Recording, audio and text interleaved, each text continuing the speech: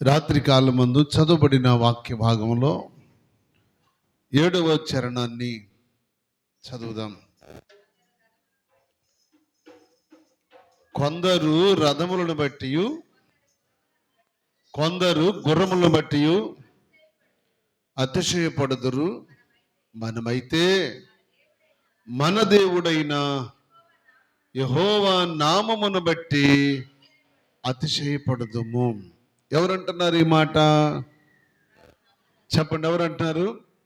Right, అందరూ చూడండి. దావీదు మహారాజు ప్రార్థన చేస్తూ ఈ అతిశయపడుతున్న సమాజాన్ని గురించి దేవుని సన్నిధిలో ప్రార్థన చేస్తూ అంటాడు, అయ్యా కొందరు, చెప్పండి అంట, కొందరు, అందరూ కాదు, భూలోకంలో కొందరు, అందరూ కాదు, కొందరు రథములను బట్టి, కొందరు గుర్రములను బట్టి అతిశయపడతారు, కానీ మనమైతే మన దేవుడైన యెహోవా నామమును బట్టి అతిశయపడతాం. దినాల్లో బిడ్డలారా, దేవుని వాక్యం మనతో మాట్లాడుతున్నప్పుడు వాక్యం ఏదైతే మనతో మాట్లాడుతుందో ఆ వాక్యాన్ని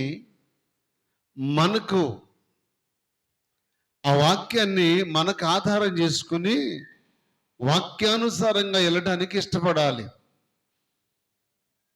అంతేగాని ఇది నాకు కాదు, ఇది నన్ను కాదు, ఇది మందు కాదు అంటే కుదరదు. పరిశుద్ధ గ్రంథములో నుండి బయలుపరచబడుతున్న ప్రతి మాట మన జీవితానికి అది ఎంతో మేలు. స్తోత్రం చెప్పండి. మేలు. ఎందుకు మేలు అంటే, ఓ సందర్భంలో దావీదు మహారాజు అంటాడు, పెద్దలు నన్ను గద్దించుట నాకు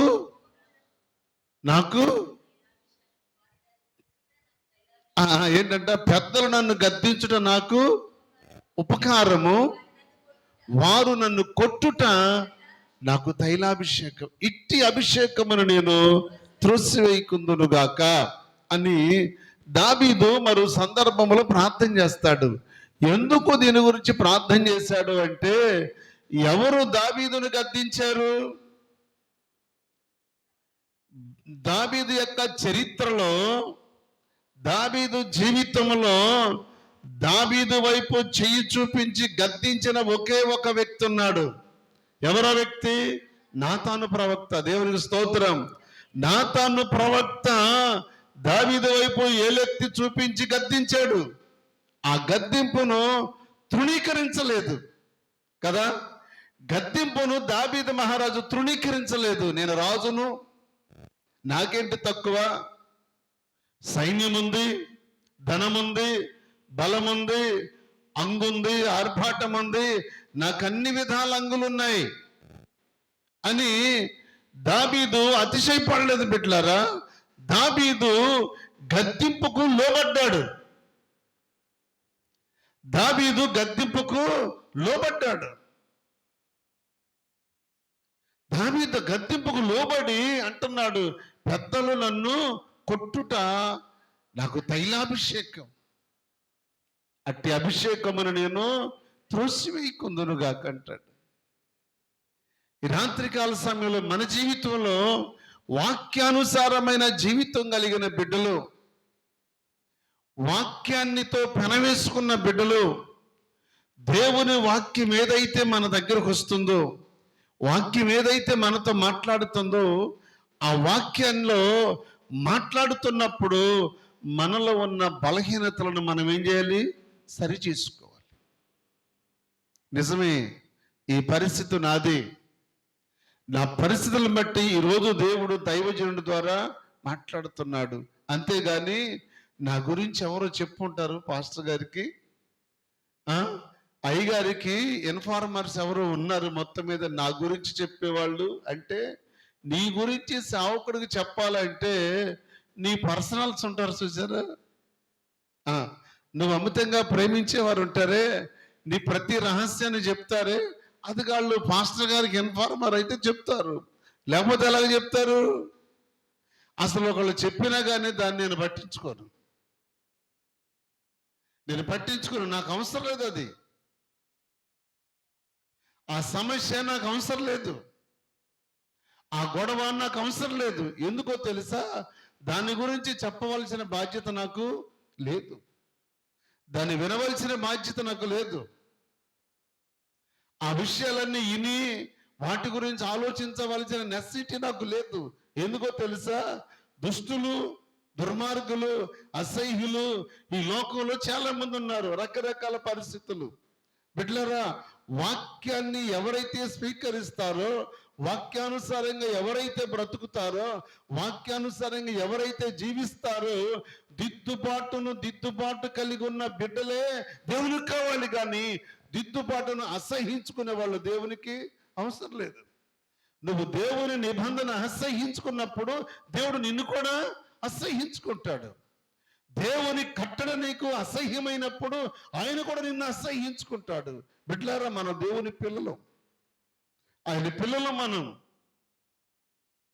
ఆయన మనల్ని పెంచాడు, పోషించాడు. ఆయన మన కన్నవాడు. ఆత్మీయంగా మన దేవుడైన, మన తండ్రి అయిన ఆయన మాట మనం వినాలా వద్దా? వినాలి. నీ కొడుకు నీ మాట వినలేదు అనుకో, విసిగి ఏమంటావో తెలుసా? అసలు నువ్వు నాకే పూర్తి చేయరా? ఇసుకినప్పుడు ఏమంటారండి? నువ్వు నాకు పుట్టలేదురా, నేను నిన్ను కనలేదా అంటావు. ఒక తల్లివయ్యుండి నువ్వేమంటావో తెలుసా? నీ కోపం వచ్చినప్పుడు, నీకు బాధ వచ్చినప్పుడు, నీ కన్నీళ్లు గార్పించినప్పుడు, నీకు దుఃఖాన్ని నీ పిల్లలు కలిగించినప్పుడు నువ్వేమంటావో తెలుసా? చిచ్చి, నేను కనలేదు అనుకుంటా, అంతేగాని కనలేదు అనరు. ఏమంతేనా? నేను కనలేదు అనుకుంటాను రా, నిన్ను కనలేదు అనుకుంటానే, చీ అంటది తల్లి.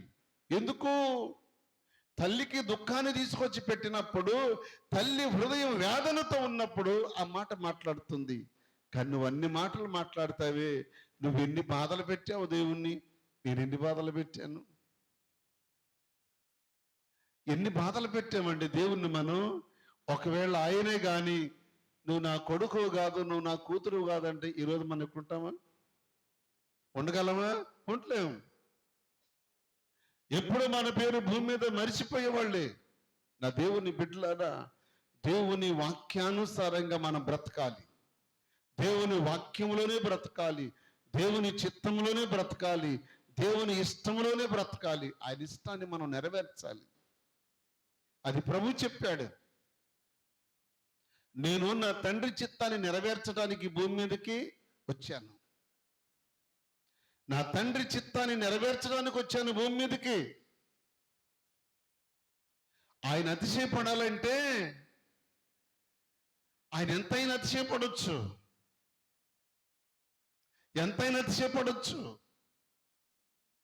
ఆఫ్టర్ ఒక మనిషి భూమి మీద ఎంత అతిశయపడతాడో తెలుసా?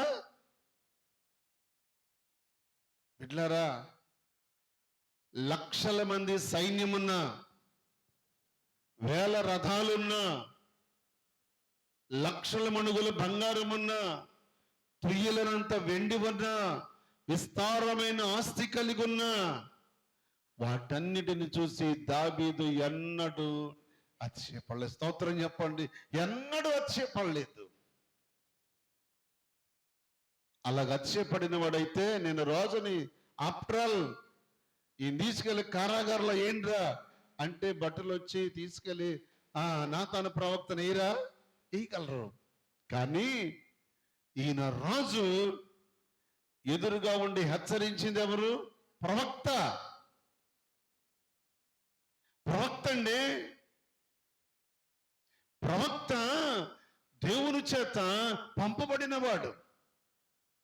దేవుని దగ్గర నుంచి వచ్చిన ప్రతిదీ తీసుకొచ్చి ప్రజలకు చెప్పగలిగిన వాడు ప్రవక్త. రాజు గది లేదు. రాజు రాజ్య పరిపాలన చేసేవాడు. రాజు పరిపాలన చేయటం వరకు రాజు బాధ్యత. కానీ దేవుని దగ్గర నుంచి ఉపదేశం వస్తే ఆ ఉపదేశాన్ని తీసుకొచ్చి ప్రజలకు చెప్పేవాడే ప్రవక్త. స్తోత్రం చెప్పండి. ప్రవక్త. అలాంటి ప్రవక్త వచ్చి దావీదు నా మనుష్యుడవు నువ్వే అంటే దావీదు అతిశయపడలేదు. దావీదు హృదయంలో గర్వంతో ఉండి ప్రవక్తను పట్టి కారాగారంలో వేయించలేదు. బిడ్లారా, దావీదు తన మనసులో ఉన్నదంతా తగ్గించుకుని వెళ్ళి ఉపవాసం ఉండి ప్రార్థన చేశాడు. దేవునికి మహిమ కలుగును గాక. ప్రార్థన చేశాడు. గద్దింపును తీసుకున్నాడా, ద్వేషించాడా? గద్దింపును తృణీకరించలేదండి. గద్దింపును ఎలాగ తీసుకున్నాడు?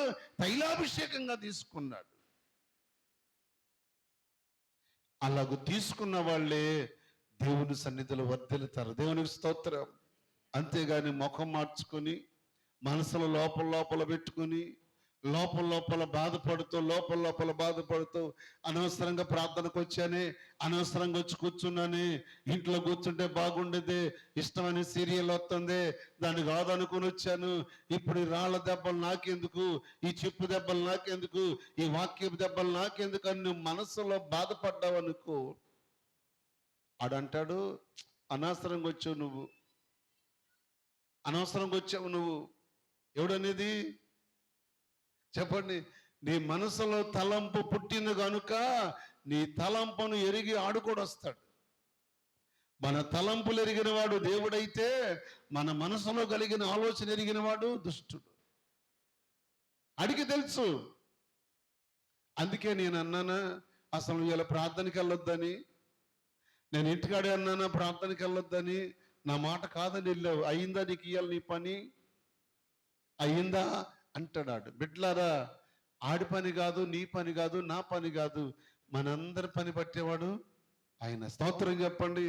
అందుకు ఆయన ఇష్టాన్ని మనం ఏం చేయాలి? నెరవేర్చాలి. అతిశయం కాదండి. అతిశయం అనేది ఉంటే ఈ బైబిల్ గ్రంథంలో అతిశయాన్ని గురించి పౌలు యొక్క బలమైన మాట అంటాడు. అదేంటో తెలుసా?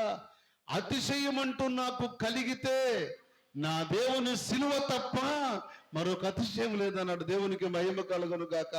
నాకంటూ ఒక అతిశయం ఉంటే, నాలో ఒక అతిశయం కలిగితే, ఏదైనా ఒక అతిశయం నాకుంటే అది నా దేవుని సిలువ తప్ప మరొక అతిశయం నాకు లేదు అన్నవాడు అపోస్తలుడైన పౌలు గారు ఒక్కడే.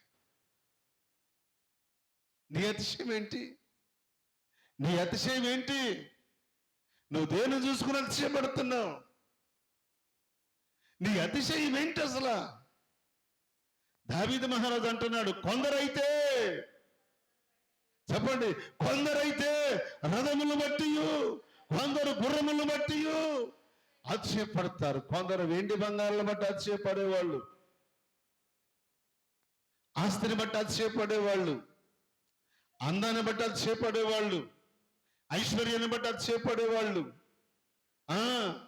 బండిని చూసి అతిశయపడేవాడు, కారును చూసి అతిశయపడేవాడు, రకరకాల వాటిని చూసి, రకరకాలుగా ఉన్న వాటిని చూసి, ఆస్తిని చూసి, అందాన్ని చూసి, వెండి బంగారాలు చూసి, ధనాన్ని చూసి, ఉద్యోగాన్ని చూసి, వ్యాపారాన్ని చూసి, కలిగి ఉన్న వాటి నుంచి అతిశయపడి దేవుని సన్నిధిని మరిచి లోకములో బ్రతుకుతున్నారే, వాళ్ళ అతిశయం ఒక దినాన్ని ఏమవుద్దో తెలుసా? వాళ్ళ అతిశయము దుఃఖానికి కారణం. వాళ్ళు దేని చూసి అతిశయపడ్డారో ఒక్క దినాన్ని దాన్ని చూసి దుఃఖపడాల్సి వస్తుంది. బిడ్డలారా, అయ్యో నేను ఇల్లును చూసి అతిశయపడ్డానే, మందిరాన్ని చూసి అతిశయపడ్డానే, కారును చూసి అతిశయపడ్డానే, ధనాన్ని చూసి అతిశయపడ్డానే, ఆస్తిని చూసి అతిశయపడ్డానే, వెండి బంగారములు, వస్తువులు, వాహనాలు, ఉద్యోగ వ్యాపారాలు బట్టి నేను అతిశయపడ్డానే. ఇదిగో ఈరోజు నేను నా ఆస్తిని నేను విడిచిపెడుతున్నా. దేన్ని చూసి అతిశయపడ్డానో దాన్ని ఒక దినాన్ని ఏం చేయాలి? చెప్పండి, ఏం చేయాలి? విడిచిపెట్టాలి. విడిచిపెట్టకపోతే అదైనా మనలను విడిచిపెట్టు. దానిని విడిచిపెట్టకపోతే నిన్నొక దినాన్ని విడిచిపెట్టద్ది. నువ్వు దాన్ని బట్టి కదా అతిశయపడేది. దాన్ని బట్టి నువ్వు అతిశయపడటం కాదు బిడ్డలారా. నువ్వు అతిశయపడవలసింది ఏంటో తెలుసా? నేను యేసు రక్తంలో కడగబడిన బిడ్డ, నేను యేసయ్య కుమార్తెను, నేను యేసయ్య కుమారుడను.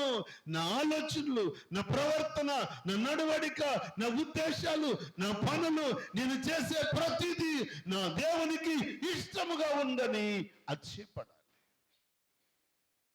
నా దేవునికి ఇష్టంగా ఉన్నానా లేదని అతిశయపడాలి. ఈ రోజంతా నోటి మాట ద్వారా కానీ, కంటి చూపు ద్వారా కానీ, ఆలోచనలో కానీ ఎక్కడ కూడా నేను పడిపోకుండా, తొట్టిల్లకుండా, నా జీవితాన్ని పాడు చేసుకుండా ఈ రోజు నన్ను నేను కాపాడుకున్నానని నువ్వు దేవుని మందిరానికి వచ్చి మోకరించి అతిశయపడాలి. నానా, ఈరోజు నీకు ఆయాసకరంగా ఒక్క మాట కూడా మాట్లాడినందుకు నా హృదయంలో నేను అతిశయపడుతున్నాను. బిడ్డలారా, దావీదు మహారాజుకి ఏం తక్కువ అండి? ఎన్ని లక్షల మణుగుల బంగారం ఉంది? ఎంత? 2 లక్షల మణుగుల బంగారం. తుయ్యలేనంత వెండి, లెక్కలేనంత వినుము, కర్రలు, కొట్లు నిండా సమకూర్చేశాడు. దావీదు అంటాడు, నా కుమారుడా, ఇవన్నీ కూడా నేను నా కష్టకాలములో నేను సంపాదించాను. దేవుని స్తోత్రం. నా కష్ట సమయంలో కొన్నిసార్లు బాధ కలిగినప్పుడు తండ్రి అయిన తల్లి అయిన బిడ్డల దగ్గర కూర్చోబెట్టి, నాన్న, నా కష్ట సమయంలో, నా బాధల్లో, ఇబ్బందుల్లో ఎన్ని ఇబ్బందులు వచ్చినా నాన్న ఏది కూడా పోకుండా శ్రమలైన అనుభవించాను, బాధలైన అనుభవించాను, పస్తులైనా ఉన్నాను నాన్న. ఇదిగో నా తండ్రి నాకు అప్పగించిన ఈ ఆస్తి చెంటు భూమి కూడా అమ్మకుండా నా కష్టకాలంలో దాన్ని అలాగే దాచించాను రా. అవును,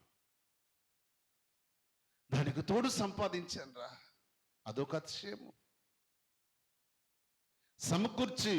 కష్టపడి సమకూర్చి, ఇదిగో నాన్న, నా తల్లిదండ్రులు నాకేమీ చేయలేకపోయినా, ఇదిగో నేను కష్టపడు, బాధపడు, ఇబ్బందులు పడు, ఉద్యోగం చేసో, వ్యాపారం చేసో, వ్యవసాయ పని చేసో, ఏదో ఒకటి చేసినానా, ఇదిగో చక్కని ఇల్లు కట్టి పెట్టానరా నీకు, ఇదిగో కొంత ధనాన్ని సమకూర్చి పెట్టానరా. నువ్వు ఎన్నడూ కూడా లోకానుసారమైన దుస్తులు సహవాసం చేయకుండా నువ్వు చాలా జాగ్రత్తగా ఉండని తల్లిదండ్రుల పిల్లలకి దాన్ని చెప్పాలి. వాక్యం చెప్తాం తెలుసా? మంచివాడు తన పిల్లలకు ఆస్తికర్తలకు ఉంచుతాడు. స్తోత్రం చెప్పండి.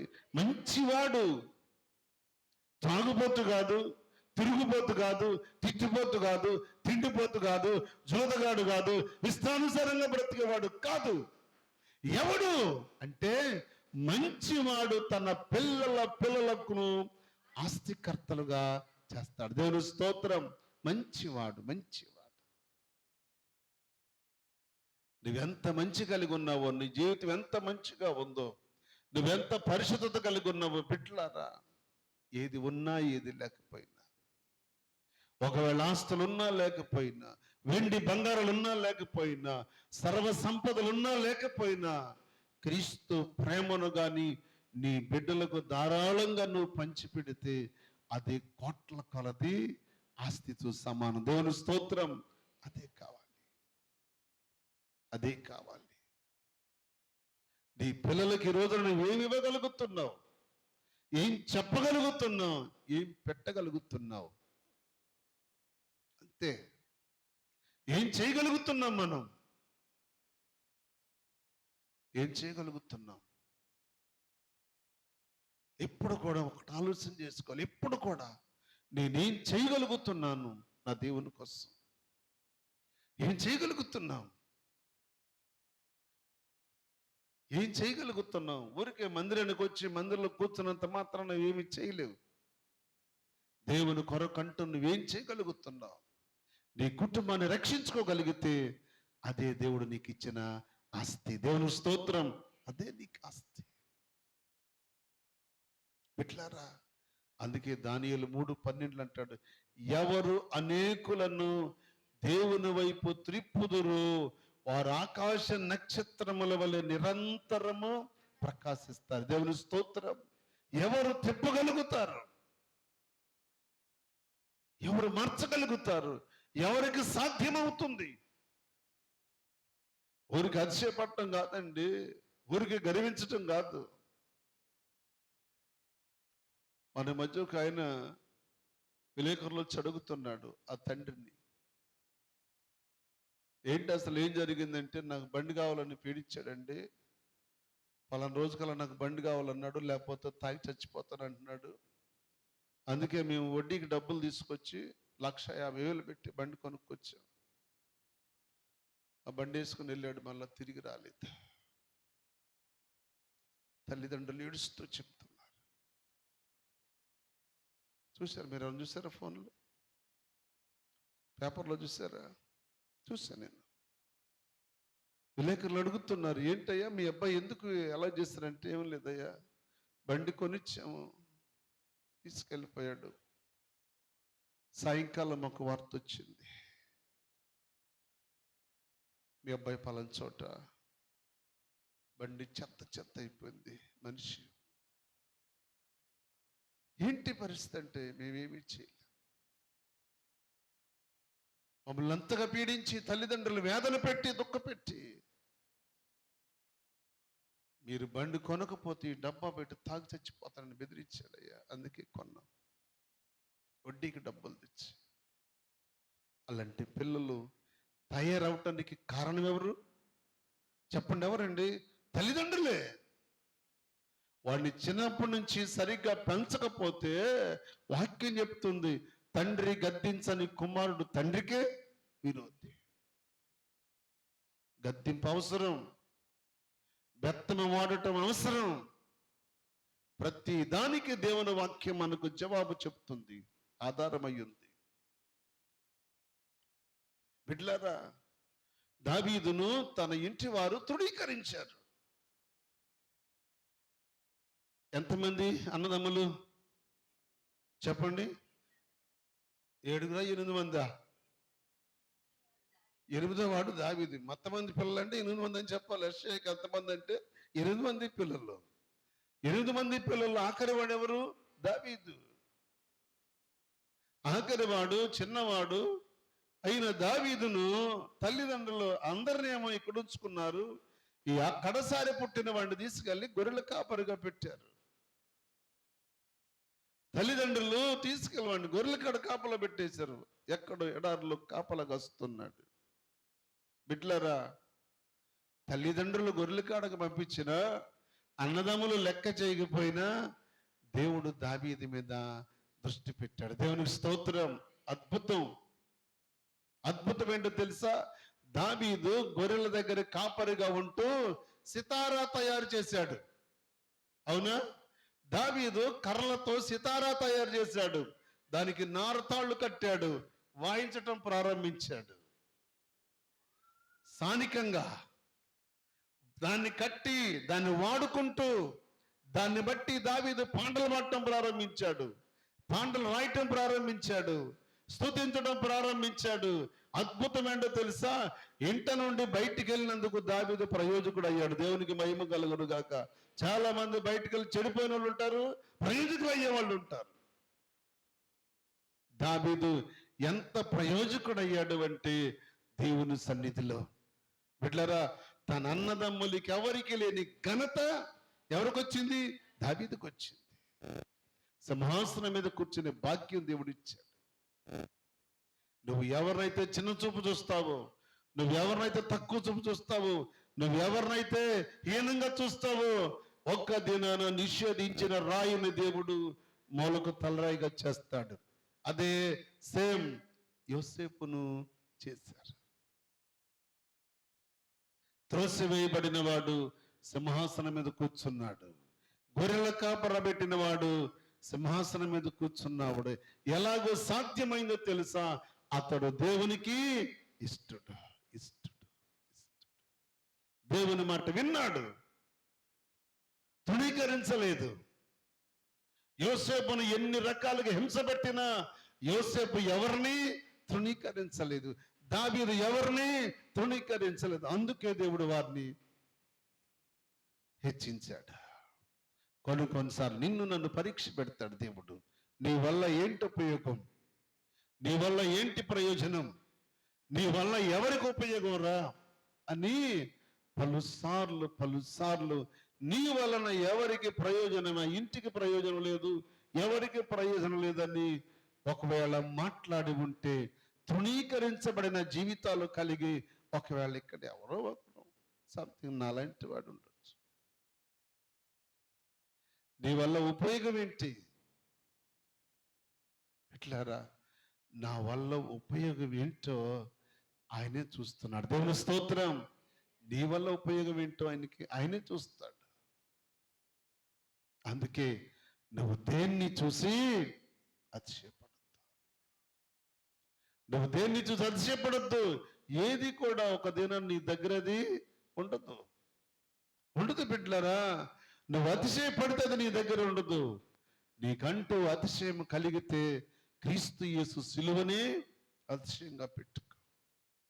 రాత్రికాల సమయంలో తృణీకరించబడిన జీవితాలు బలమైన వాటిగా దేవుడు చేస్తాడు. దేవుని స్తోత్రం. రాత్రికాల సమయమందు బిడ్డలారా, దేవుని పిల్లలుగా మనం ఎప్పుడు కూడా ఏ విషయంలో కూడా నువ్వు అతిశయపడటానికి వీల్లేదు. ఒకవేళ నీకు అతిశయం అంటూ కలిగితే వాక్యం ముందు అతిశయపడు, పాటల యందు అతిశయపడు, ప్రార్థన యందు అతిశయపడు. లోకంలో కాదు నువ్వు అతిశయించేది. నీ అతిశయము దేవునికి ఇష్టం అవ్వాలి, అది ఆయనకి ఇష్టం అవ్వాలి. పౌలయ్య వలె అతిశయం అంటూ ఉంటే అది క్రీస్తు సిలువే అతిశయం మనకి. ఎట్లారా, దావీదు దేన్ని చూసి అతిశయపడలేదు. ఆయన కలిగినది ఒకటే, ఆయన క్రీస్తు యేసు వైపు చూస్తూ ముందుకు సాగాడు. అందుకే దావీదును దేవుడు సింహాసనం మీద కూర్చోబెట్టాడు.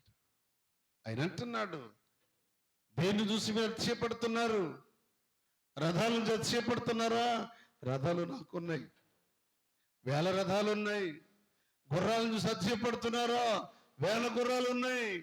నాకంటూ అతిశయం వాటిని గురించి కాదు, నా దేవుని గురించిన అతిశయమే నాకు కావాలి.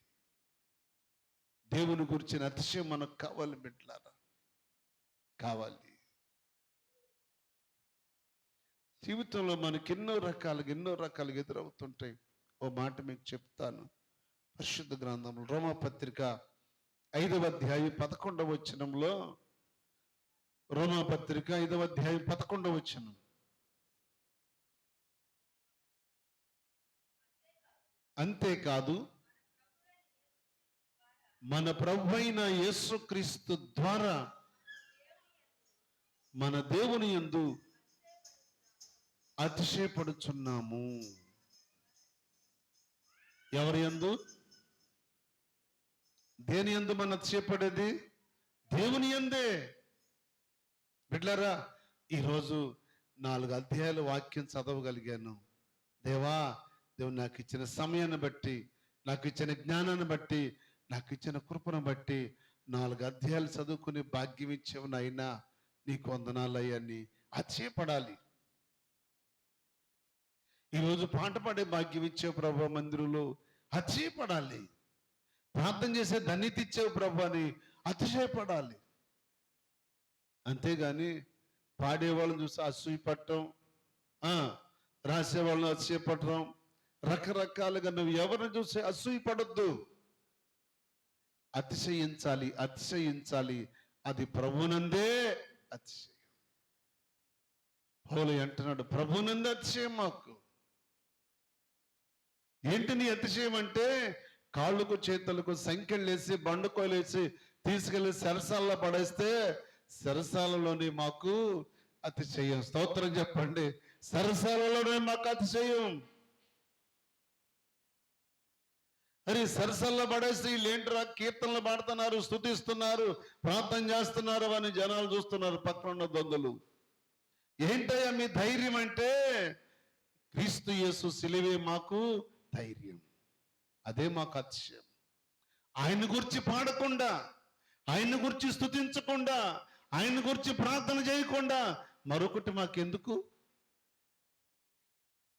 ఈ సంఖ్యల మధ్యలో ఉండి కూడా, బంధకాల మధ్యలో ఉండి కూడా ఎందుకయ్యా మీరు స్తుతిస్తున్నారంటే, ఈ స్తుతులే ఈ బంధకాలన్నిటినీ విడిపిస్తాయి. దేవునికి స్తోత్రం. ఆ దొంగలు చూస్తుండగానే వీళ్ళ కాళ్ళకో చేతులకు ఉన్న బొండకోయలన్నీ ఊడిపోయాయి. దేని ద్వారా? స్తుతి ద్వారా. దేవునికి మహిమ కలుగును గాక. స్తుతి ద్వారా,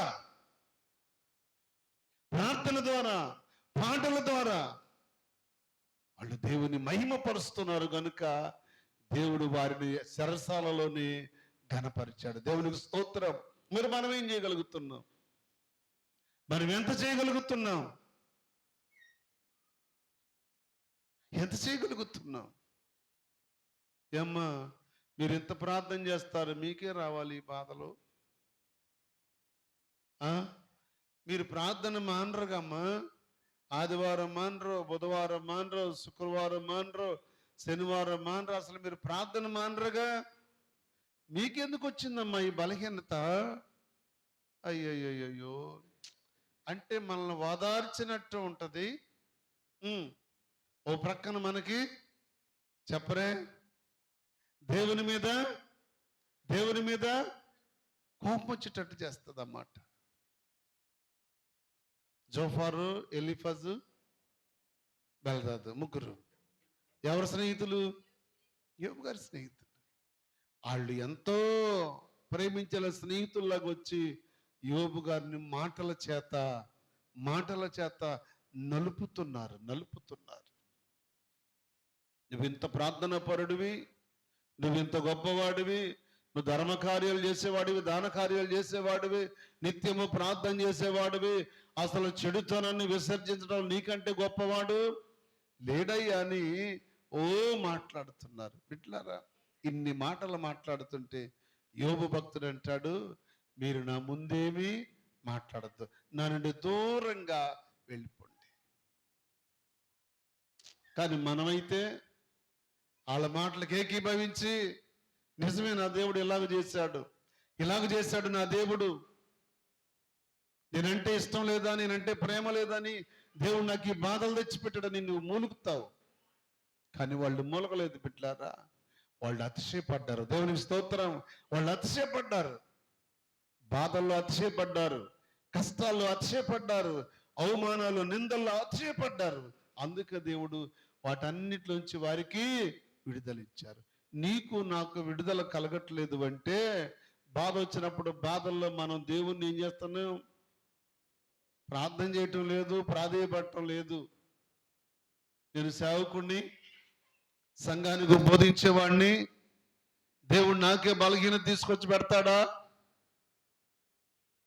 అని నా మనసులో నేను అతిశయపడ్డాను అనుకోండి, ఆ మంచం మీద ఎగనీడేకైనా నేనేం చేయాలి?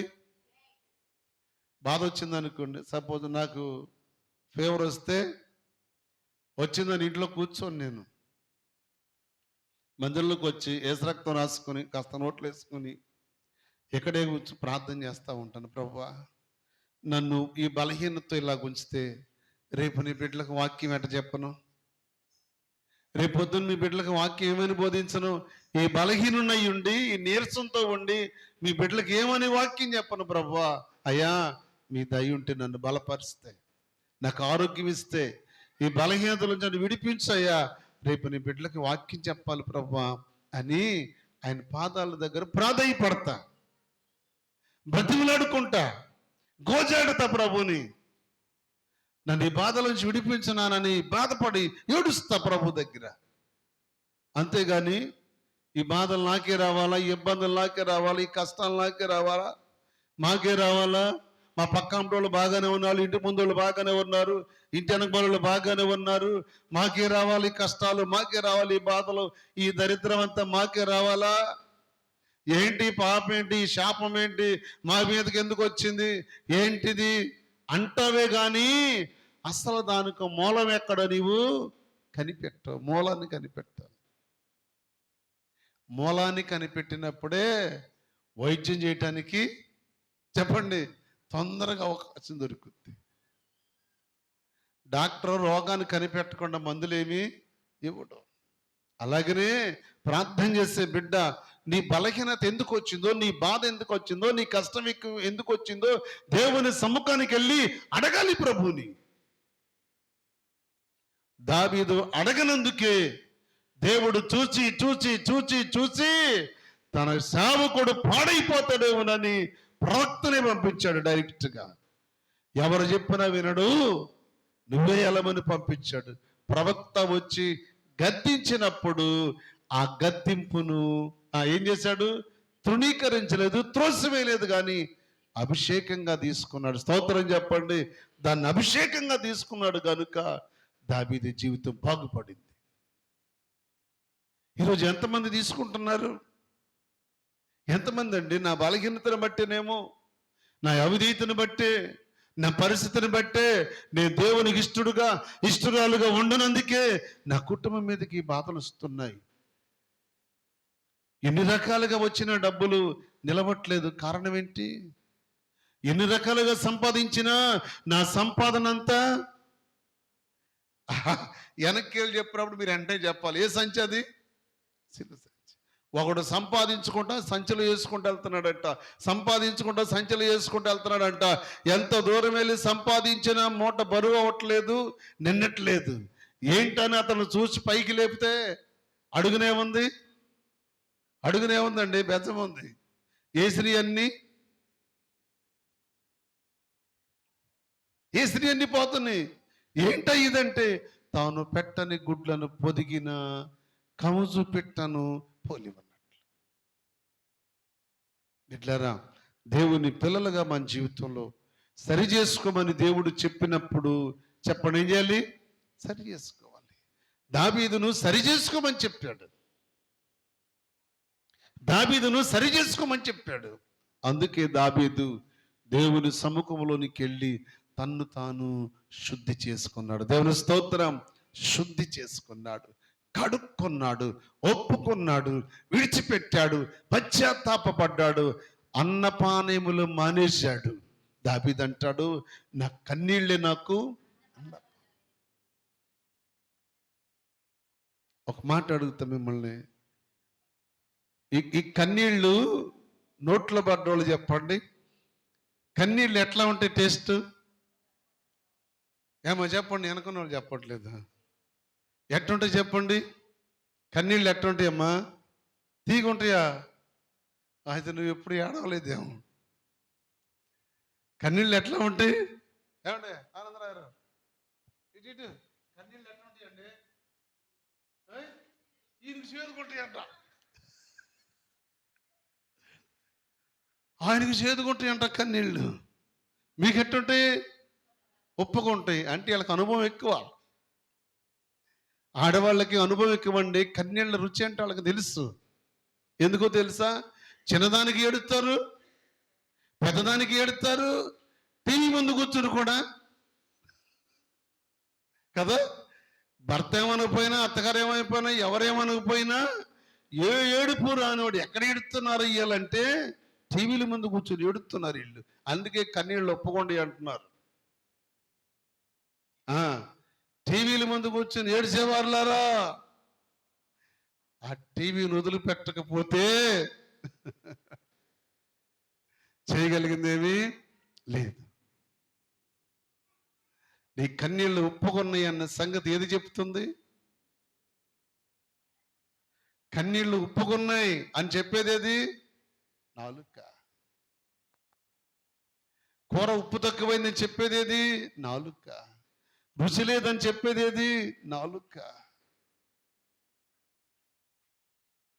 నువ్వు శుద్ధి చేయబడాలంటే నాలుకను జాగ్రత్తగా, కళ్ళమ్మట నీళ్ళు రాకుండా ఉండాలంటే నీ కన్నులు జాగ్రత్తగా కాపాడు. హృదయము చాలా జాగ్రత్తగా ఉండాలి. బిడ్డలారా, ముగింపులో మాట చెప్తున్నాను. ఒక వాక్యం మీకు చెప్పి, సామెతల గ్రంథం దానికి ముందు తెస్సలోనికి రాసిన మొదటి పత్రిక 2వ అధ్యాయం 19వ వచనం. తెస్సలోనికి రాసిన మొదటి పత్రిక 2వ అధ్యాయం 19వ వచనం చదువమ్మా. యాలయనగా మన నిరీక్షణ అయినను ఆనందమైనను అతిశయ కిరీటమైనను ఏది ఏది ఆగండి ఆగండి ఆగండి. పౌలయ్య అంటాడు మరొక చోట, నా ఆనందమును నా అతిశయమును నా కిరీటమును మీరే. స్తోత్రం చెప్పండి. మీరే. ఎవరన్నాడు? సంఘాలండి. బిడ్డలారా, నాకు అతిశయం ఉండాలన్నా, నాకు ఆనందం ఉండాలన్నా, నాకు సంతోషం ఉండాలన్నా, నాకు బలం ఉండాలన్నా, నా కిరీటం కావాలన్నా ఎవరు? మీరే. నేను కిరీటాన్ని ధరించాలి అంటే 24 పెద్దల ముందు మీరే కారణం. నేను ఆనందంగా ఉండాలన్నా మీరే కారణం. నేను సంతోషంగా ఉండాలన్నా మీరే కారణం. నేను బాధపడాలన్నా దుఃఖపడాలన్నా మీరే కారణం. సేవకుడు బాధపడేది, దుఃఖపడేది, వేదన పడేది కుటుంబాన్ని బట్టి కాదు బిడ్డలారా. ధైర్యంగా చెప్తాను, నేను నా కుటుంబాన్ని గురించి నేను వేదన పడను, నా బిడ్డలను గురించి నేను వేదన పడను, నా భార్యని గురించి, పిల్లల గురించి, నా కుటుంబాన్ని గురించి నేను ఎన్నడూ దుఃఖపడను. కేవలం మిమ్మల్ని గురించి. ఎందుకో తెలుసా? నాకు అప్పగించింది దేవుడు మిమ్మల్ని. స్తోత్రం చెప్పండి. మీ విషయమై నేను దుఃఖపడతాను, కానీ క్రీస్తు యేసులో మిమ్మల్ని బట్టి నేను దుఃఖపడాలి. కానీ మీరు ఒకవేళ నన్ను మానసికంగా దుఃఖపెడితే దేవుడు ఊరుకునే ఊరుకోడు. అందుకే ఎప్పుడు చెప్తాను మీకు, దేవుని సన్నిధిలో ఉంటున్న మనము నిత్యము మనల్ని మనం శుద్ధి చేసుకుంటూ కడగబడిన పాత్ర వలె ఉండాలి. స్తోత్రం చెప్పండి. నిత్యము కడగబడిన పాత్రల వలె. కడగబడిన పాత్ర, శుద్ధి చేయబడిన పాత్ర దేవునికి కావాలి. అలాంటి పాత్రగా దావీదు మలినమయ్యాడని దేవుడు నాతాను ప్రవక్తనే పంపించి హెచ్చరిస్తే, హెచ్చరిక పొందిన దావీదు అంటాడు, నా అతిశయం ఏంటో తెలుసా? గుర్రాలు కాదు, రథాలు కాదు, సింహాసనం కాదు, సైన్యం కాదు, వెండి బంగారాలు కాదు, నా దేవుడే నా అతిశయం. దేవుని స్తోత్రం. అలాంటి అతిశయానికి కారణమైన జీవితం కలిగి ఉండాలని ఈ రాత్రి జ్ఞాపకం చేస్తూ వాక్యాన్ని ముగిస్తున్నాను. ప్రభు ఈ వాక్యాన్ని మన కొరకై దీవించునుగాక. ఆమేన్.